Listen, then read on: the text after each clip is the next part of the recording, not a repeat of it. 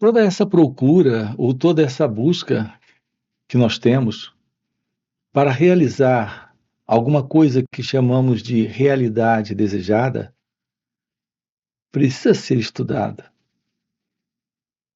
Ou estaremos sempre dentro de uma grande viagem ilusória, dentro de uma grande ilusão, dentro de todo esse contexto, de tudo que nós ouvimos aí fora, de tudo que nós recebemos das pessoas. Quando as pessoas perguntam como alcançar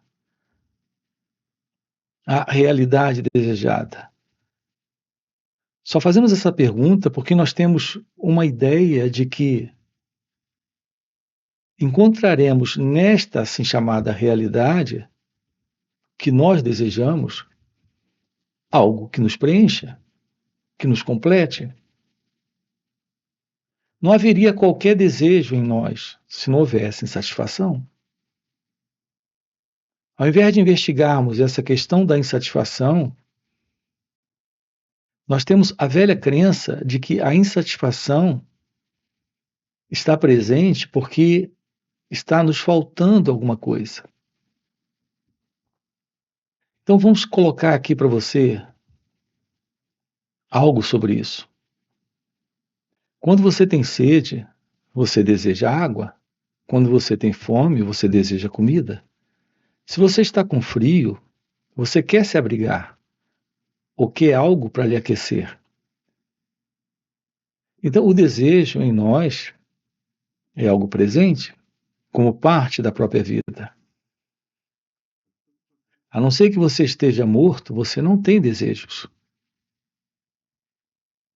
Mas há uma diferença entre esses desejos, que são reais necessidades que temos, para aquilo que nós chamamos de desejos, que também tem o mesmo formato de aparição que esses desejos naturais que acabamos de colocar, que são esses desejos internos, psicológicos. Se você está triste, você não quer viver triste. Então, ao invés de investigar a natureza da tristeza, você está procurando algo que possa lhe manter afastado da tristeza. Assim, há toda essa perseguição por algo que nós chamamos de alegria, para não vivermos a tristeza. Algo que nós chamamos de amor, para não vivermos a solidão, a dor de estar só, isolado e separado. Então, nós temos algumas buscas, algumas procuras, que são desejos como meros afastamento da dor que sentimos, psicologicamente falando, internamente falando. Nós queremos uma satisfação externa, em algum nível de realização, para termos este vazio preenchido, essa lacuna completada, essa insuficiência resolvida, essa carência interna terminada. Assim, uma coisa que nós não percebemos é que quando buscamos algo lá fora, é para sermos felizes aqui dentro. Porque há insuficiência, há carência, há algum nível de insatisfação, de incompletude, existe algum nível de dor presente dentro de cada um de nós. Assim, nós temos esse ideal para conquistar, esse objetivo para realizar, esse modelo de coisa, situação, pessoa para conquistar, na ideia de que isso nos fará feliz, de que isso irá nos preencher. Assim, essa assim chamada realidade desejada é uma ideia em nós. Quando nós olhamos para o mundo, nós percebemos as pessoas realizando isso. Elas têm realizado aquilo que elas desejam. A maioria de nós tem essas pessoas como pessoas que realizaram aquilo que nós precisamos também realizar. Então, elas são pessoas, para nós, muito preciosas, porque elas estão vivendo o ideal delas. E elas são modelos para todos nós, exemplos para todos nós. Aqui eu tenho uma pergunta para você. Será verdade que aqueles que realizaram o que nós não realizamos, que obtiveram o que nós ainda não conseguimos obter, que alcançaram o que nós não conseguimos alcançar, será verdade que eles são mais felizes do que nós? Porque vivem em um conforto que nós não temos? Há um sorriso em seus lábios que nós não temos? Demonstram para nós alegria? E isso nos falta? A presença do amor em novos relacionamentos, porque eles vêm trocando de relacionamentos e nós não temos? Será que encontramos lá fora realmente o modelo daquilo que nos falta aqui dentro? Todo esse movimento em nós é o movimento de um velho jogo psicológico. Então, internamente, psicologicamente, há dentro de nós algum nível de sofrimento, de incompletude, de insatisfação. E ao olharmos para o mundo, nós encontramos o modelo que irá nos completar. Será isso verdade? Ou estamos apenas diante de uma fantasia? De mais uma imaginação? Notem que tudo isso em nós, dentro de nós, tanto esta questão da insatisfação, quanto desse ideal de satisfação, é algo presente em nós, sendo produzido pelo pensamento. Tudo em nossas vidas gira em torno do pensamento. É esse elemento em nós que está produzindo psicológicas condições internas, tanto de preenchimento temporário, de satisfação momentânea, quanto de insatisfação, carência e falta. Aqui juntos estamos investigando essa questão da presença do pensamento. Porque é o pensamento que cria essa imagem, a imagem do amor sendo encontrada, da felicidade sendo encontrada, da paz sendo encontrada nessas realizações externas. Nós passamos uma vida inteira à procura disso, trabalhando por isso. E se encontrarmos alguém que possa nos ajudar nessa direção, nós queremos ouvir dele ou dela. O que fazer para alcançar essa realidade desejada? Aqui juntos estamos investigando a verdade sobre essa ilusão. Nós precisamos sim, na vida, a ciência desse encontro com a felicidade. Mas com certeza esta ciência não reside nesse velho movimento, que é o movimento do pensamento, dentro de cada um de nós. Nós estamos formados para um padrão de comportamento de conformação ao velho movimento de projeção do eu, de projeção do ego para essas conquistas.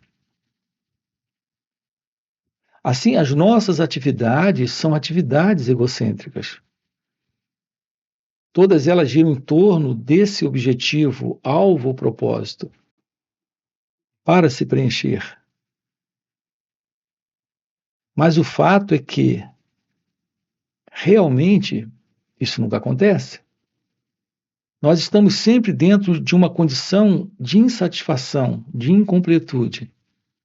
Por maiores que sejam essas realizações externas, esses alvos alcançados, esses objetivos materiais ou sentimentais realizados, nós continuamos internamente infelizes,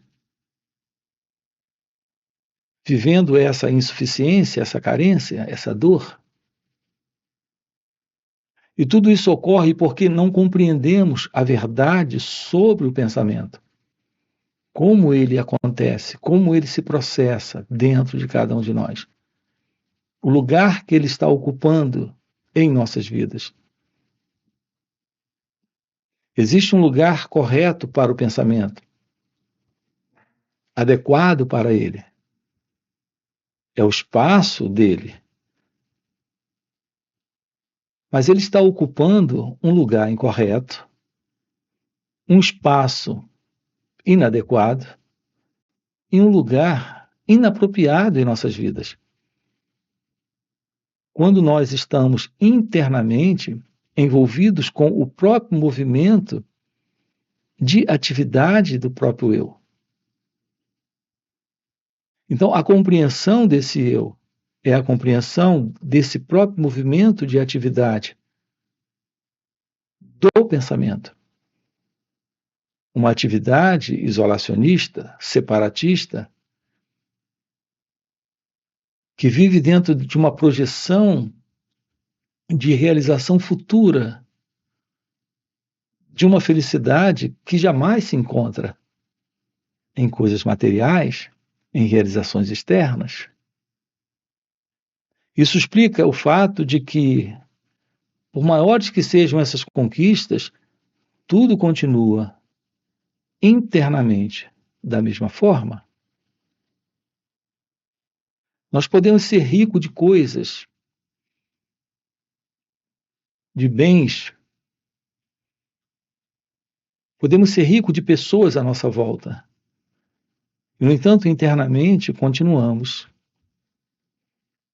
pobres, vazios, carentes, insuficientes. Não estamos aqui colocando algo em comum, na verdade, estamos colocando algo muito, muito comum. As pessoas muito bem-sucedidas, realizadas, os nossos exemplos, eles estão sofrendo de ansiedade, de depressão,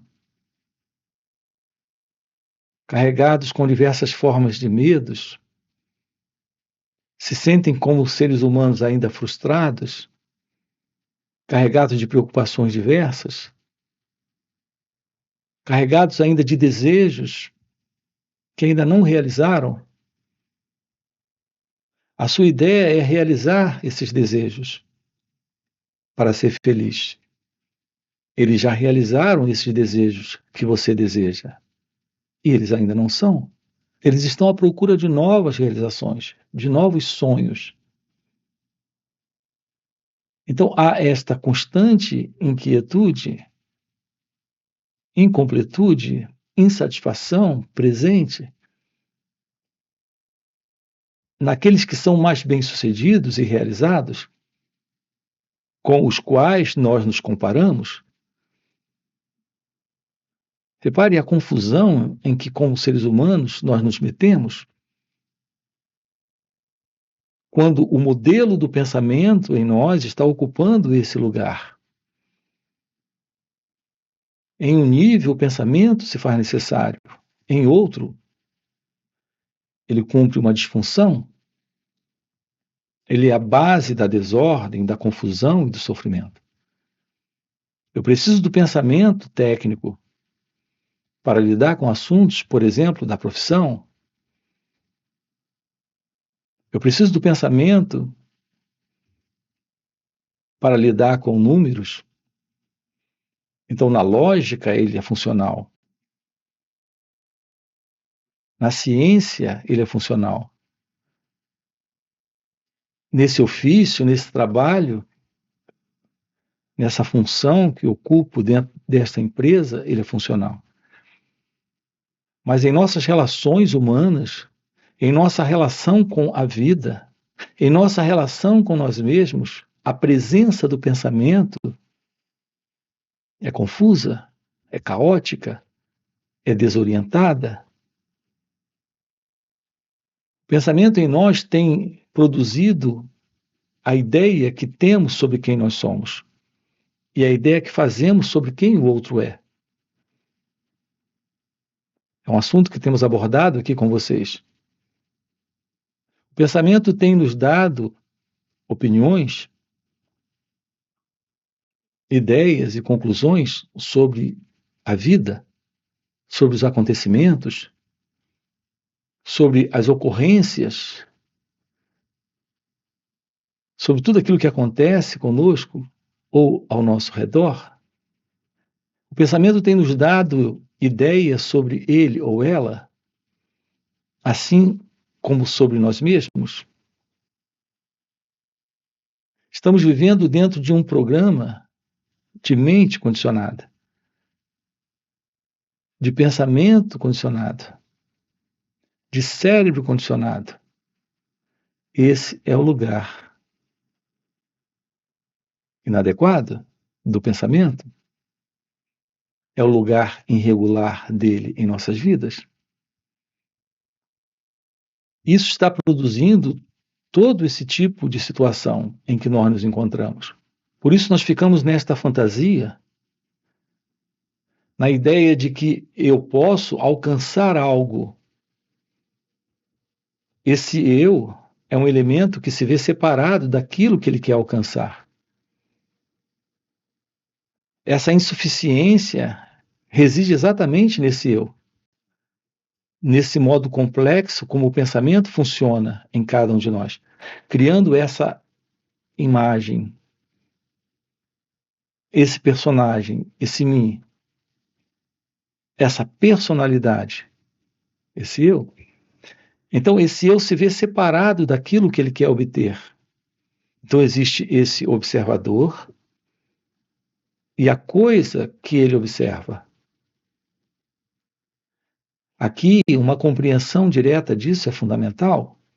Esse observador e a coisa observada não estão separados.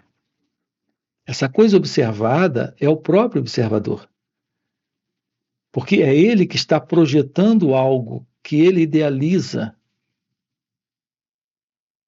Então, o eu, o ego, esse mim, em sua insatisfação, está projetando algo que possa lhe satisfazer, que possa lhe preencher. Aqui é fundamental uma compreensão direta disso, de que esse observador é a própria coisa observada. Esse observador, ele está projetando aquilo que ele é. Esse observador é a coisa observada. Assim como não podemos separar o pensamento do pensador, não podemos separar o observador da coisa observada. Quando o pensamento está presente, o que temos presente é o pensamento. A ideia desse observador é algo que surge depois. Quando você vê algo, aquilo está lá. A ideia de você vendo surge depois. A primeira coisa é ver. Depois, a ideia de alguém dizendo: eu quero aquilo. Eu quero isso para mim. Então, aquilo que nós chamamos de realidade desejada, Observe, ao ver alguma coisa, estamos diante do ver. Apenas isso. Esse observador surge depois que esse ver está lá. Esse observador é criado pelo pensamento. Quando aquilo que está sendo visto, o pensamento diz: eu quero para mim, eu preciso disso, eu preciso desta coisa. Assim, notem o grande jogo do pensamento, nessa forma como ele tem funcionado, criando equívocos, complicações, desordem para cada um de nós.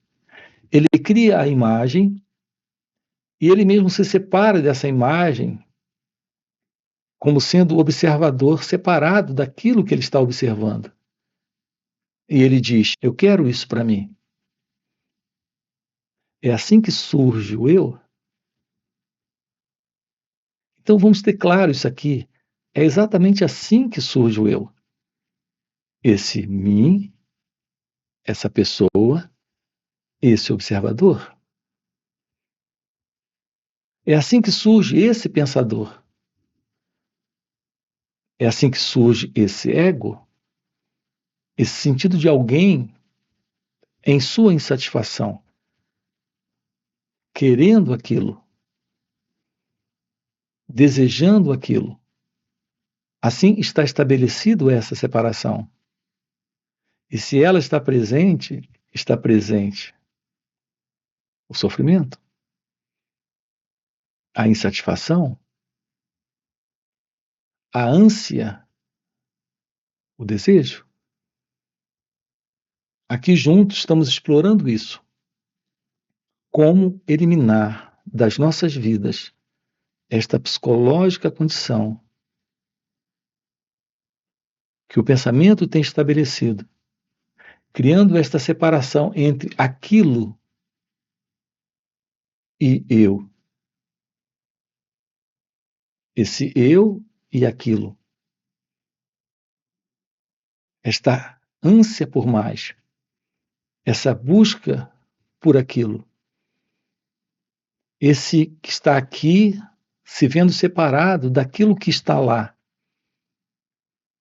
Essa ideia da necessidade, essa ideia do preenchimento, essa ideia da satisfação que se realizará quando, no futuro, em algum momento, aquilo que está lá chegar. Esse quadro é um quadro fantasioso. Isso por um fato muito simples. Não existe tal coisa como preenchimento psicológico, realização psicológica, felicidade psicológica. Porque quando lidamos com o modelo do pensamento, estamos lidando apenas com uma projeção de imagens estabelecida em nós pelo passado. Esse passado é só a memória, a lembrança. Nós estamos diante aqui de um grande truque, de uma grande pegadinha do pensamento. O pensamento é esse elemento que se separa como sendo esse experimentador, esse observador, esse pensador, como sendo esse eu e aquela outra coisa que o próprio pensamento diz: eu preciso disso, eu preciso daquilo. Na verdade, é quando ele diz eu quero, é que ele surge.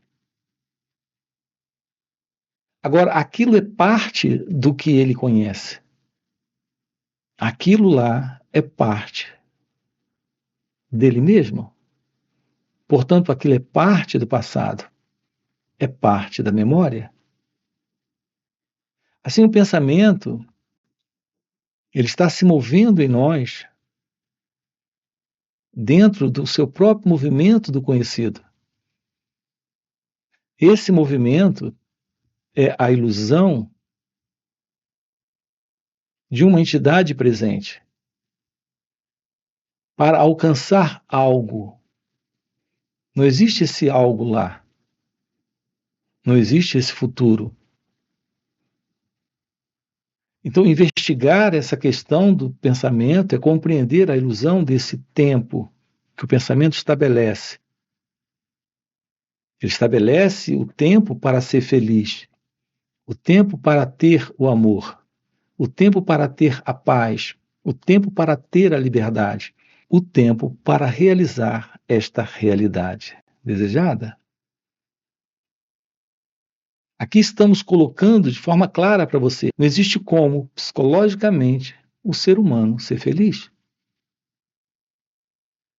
É exatamente esse modelo psicológico de existência de ser alguém, de se ver como alguém no tempo e no espaço, a causa exatamente da infelicidade, da incompletude.